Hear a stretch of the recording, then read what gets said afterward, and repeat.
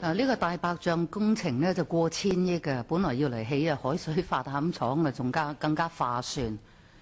你連大白象工程呢都要搞到大陸化，就係香港人係擔心豆腐渣工程啊！我就非常懷疑呢，會唔會有官官相衛嘅情況？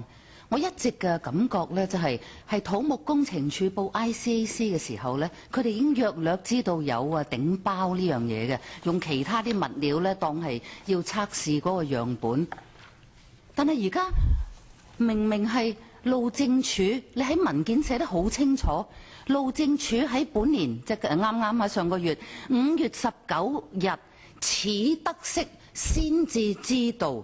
話原來呢啲咁嘅測試呢，係除咗改時間之外呢，另外都涉嫌有以其他嘅物品嚟代替，即是頂包。咪即是話路政署係一路都唔知㗎咯。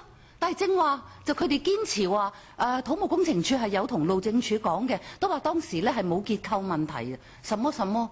我唯一嘅解釋就係、喂，你土木工程處係專業嘅部門嚟。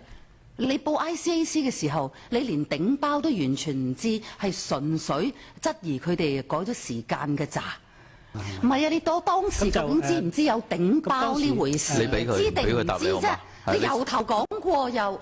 當時我哋亦都係真係冇跡象令人懷疑有其他嘅行為嘅。咁就我哋報咗廉署之後咧。得啦，唔使佢答啦，佢話咗唔知。我想問張炳良局長。不論係土木工程處同埋路政署，都係將呢件事咧向你隱瞞。你而家你究竟幾時你先知呢？作為局長，局長，主席，我係喺5月19日，就係當日你先知啊！請問你心情如何呢？我心情好似大家咁都好關注呢件事。但係有成1年嘅時間，你係唔知㗎。我好冷靜㗎，我唔係激動嚇。